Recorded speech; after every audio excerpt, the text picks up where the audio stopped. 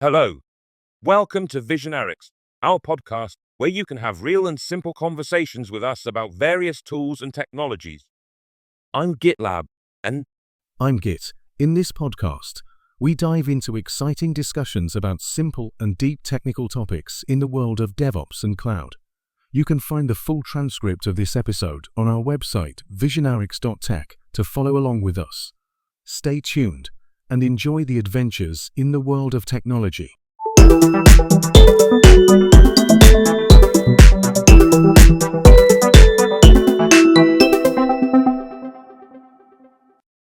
hi Git. Welcome to the Visionaryx podcast. Today, I want to hear about your main features from you. Are you ready for an exciting tour in the world of codes? Hello, dear GitLab. Thank you for inviting me. Well, I'm like a digital diary for coders. But instead of memories, I have codes in me. That's interesting. Let's start from the beginning. Can you tell us about repository? I heard it's like a home for coders. Exactly. My repository is like a house full of secret rooms. Working directory. It's the kitchen where everything happens. Staging area. Think of it as a big dining table where you put all the food before a party. And the famous .git directory. Well, what is it? It's like a hidden room behind a bookshelf. It's where you hide all the project secrets. Wow, how cool. It's like we're talking about a spy movie, not a coding tool. Exactly. And believe me, sometimes debugging a big project is more exciting than any spy movie. So that's why coders love their job so much. By the way, I heard some people have trouble working with you, like with the staging area. What do you think? Yes, well, sometimes the staging area can be like a tricky puzzle. But you know what? When you learn it, it's like finding out the secret of a magic trick. Wow, so we're revealing the secrets of a digital magician now? Exactly. And this is just the beginning. And now, let me tell you another secret. Do you know what commits are? No, tell me. Commits are like aha moments in a coder's life. You know, those times when everything suddenly fits and the code works. Really? So what's a unique hash? Some kind of secret code? Exactly. Think of each commit as a superhero. The unique hash is like that superhero's fingerprint. It's unique and can't be copied. Wow, that's cool. So what's a commit message then? It's like a short story about the superhero. For example, today I fixed 3 bugs and added a new feature. Great. Now tell me, what are these branches and tags everyone talks about? Oh, these are fun. Branches are like different timelines in sci-fi films. Each branch is a parallel world where a different version of the project is going on. Wow. So what about tags? Tags? They're like marking special moments in this time travel. Like when you finally fix that nasty bug and want to record this moment in history. I see. Now a question. What should a coder do when they get confused with all these branches and tags? Well, that's when they need to learn how to travel in this parallel world. And of course, a cup of coffee helps a lot. So that's why coders drink so much coffee. By the way, now I have another question. What are these references or refs everyone talks about? I heard they're very important. Oh, refs. They're like hidden markers in an adventure game.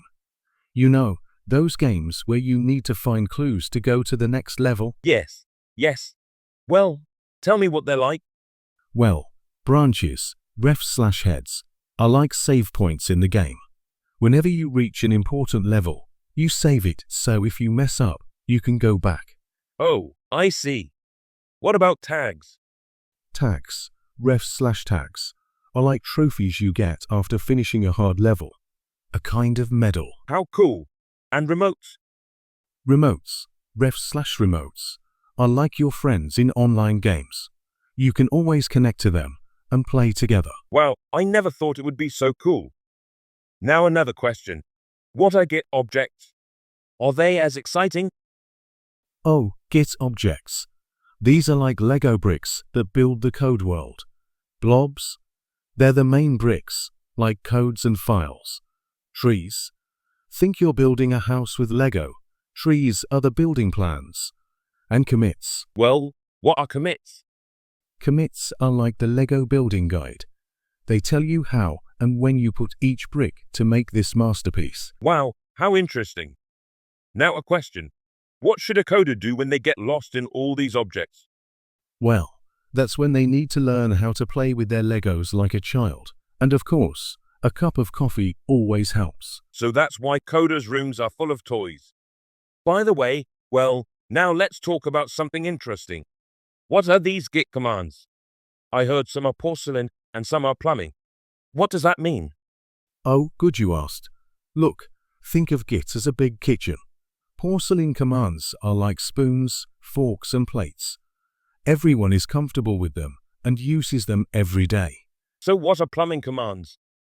They're like the pipes under the sink. Complex, a bit scary, and you only touch them when everything is broken. Wow, what an interesting comparison. Now another question. What are these remotes and transfer protocols everyone talks about? Oh, these are really cool. Remotes are like different branches of a chain restaurant. Each one is in a different place in the world, but they all have the same menu. Interesting. What about transfer protocols? They're like different ways to order food.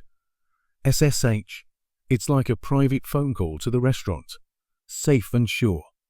HTTPS, like ordering online with a password. And Git protocol, it's like going into the restaurant and ordering directly from the chef. Wow, how interesting. Now a question.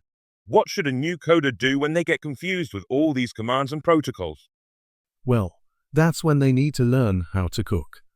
Start with simple dishes, then slowly move to more complex recipes. And remember, even the best chefs sometimes burn their food. Can you tell me more about Git commands? The ones you talked about a little while ago? Oh yes, of course. I'm glad you asked about Git commands. Let me explain it this way. Porcelain commands are exactly like answering Slack messages while eating with one hand. These are high-level, user-friendly commands used for everyday tasks, like git commit, git push, or git pull. These are like the normal tasks a DevOps engineer does every day, like checking logs or deploying an app. But plumbing commands? They're exactly like talking with the security team to access a vital server. These are lower-level, more complex commands that are not usually used directly, but they form the base of how Git works, like git cat file, git ls tree, or git rev list. Using these commands is like a DevOps engineer working directly with the system's vital infrastructure. The main difference is that porcelain commands are made for daily use and make work easier, while plumbing commands are for times when we need more exact control and direct access to Git in a structure. Thank you so much for these detailed explanations. Now can you tell me about Git hooks? I heard they're very powerful. Git hooks. These are like little wizards that appear at important moments. Wow, how do they work? Look, client-side hooks are like a good friend who stops you before you make a big mistake. For example, when you're pushing code, it checks if all tests have passed. If something is wrong, it says, "Hey buddy, take another look." That's so cool. What about server-side hooks? Oh, they're like strict bouncers at a cool club. Before they let your code into the main party, they check everything. If your code doesn't meet the required standards, they say, "Sorry mate, not tonight." Great. Now tell me, what's this Git LFS I've been hearing about lately? Git LFS. It's like a big storage room next to your house. You know, when your house gets full of big and heavy things, what do? Well, I put them in storage. Exactly. Git LFS does the same thing. It separates big files like images, videos, and binary files from the main code and keeps them in a separate storage. This way, working with the project becomes faster and easier. How clever. Now, what about Git submodules? What are they? Git submodules.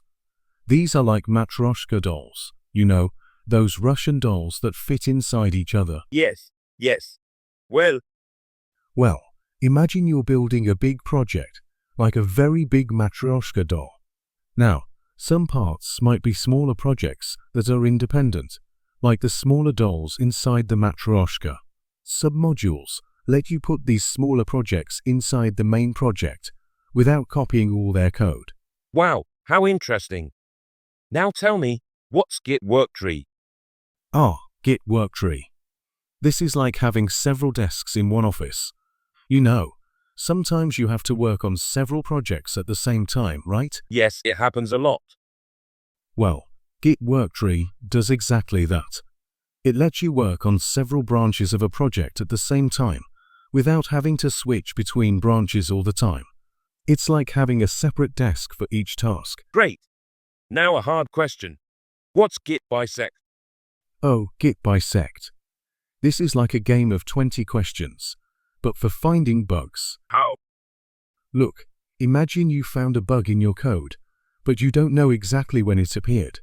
Git bisect is like a smart detective that checks commits using a half-cut method to find exactly which commit caused this bug.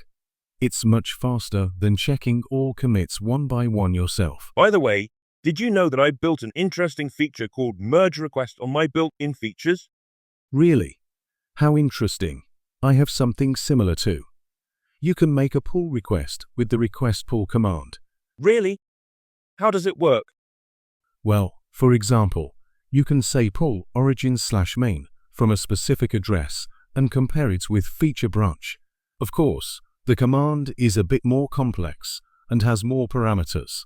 Interesting. But I think my merge request is a bit more user-friendly. You can review codes, leave comments, and even run CI/CD on it. It seems you've made a lot of progress.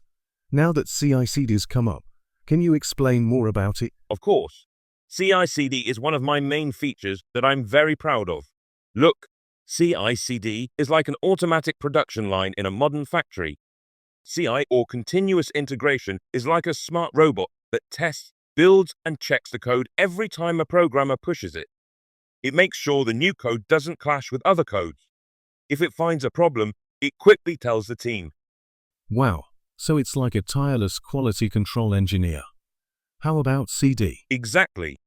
Now CD, or continuous delivery deployment, is like a super-fast pizza delivery system. As soon as CI confirms everything is okay, CD sends that new version directly to the main server or even to the users. How interesting. What effect does this system have on development speed? Its effect is amazing. With CI/CD, teams can work much faster, find mistakes earlier, and be sure that there's always a working version of the software ready to use. Imagine, instead of releasing a new version every now and then, they can do it almost every day. It's really a revolution in the software development world. By the way, I heard you have special tools for CI/CD. Can you tell me more about them? Of course, I have an integrated CI/CD system that works directly with my other features. Programmers can define CI/CD pipelines using .GitLab CI/YAML files. This file uses your low-level commands like clone, checkout, and push. Also, this file includes different stages like build, test, and deploy. Each stage can have scripts that run Git commands. For example, you can use Git submodule update in the build stage, or use Git push in the deploy stage to send code to the production server. That's amazing. It seems CI/CD has really changed the software development world. Now another question. What's Git flow? I heard many people use it. Git flow. It's like a cooking guide for a big restaurant. It tells you exactly how to make your branches, when and how to merge, and how to release. Can you explain more? Sure. Imagine you're running a big restaurant. Git flow tells you 1. Have a master branch that's always ready to serve customers, stable versions. 2. Have a develop branch for preparing new dishes, development. 3. For each new dish, make a feature branch. 4. When you want to prepare a new menu, make a release branch. 5. If there's an urgent problem with the main dish, use a hotfix branch. This method helps big teams work more neatly and stop tasks from clashing. Wow, how complete. Now one last question. When a new programmer faces all these ideas, what advice do you have for them? I'd tell them not to worry. We were all new once. The best way is to start with simple things. First, start with main commands like commit, push, and pull. Then slowly move to more complex ideas. And remember, making mistakes is part of learning. Even the best programmers sometimes make mistakes. The important thing is to learn from our mistakes and keep going. What great advice! Thank you so much, Git. I think we learned a lot today. You're welcome. I'm happy I could help. Remember, the world of programming. Thank you for listening to Visionaryx. You can find more technical and practical discussions on our website, visionaryx.tech. Thank you for listening to Visionaryx. You can find more technical and practical discussions on our website, visionaryx.tech. Goodbye for now. Goodbye.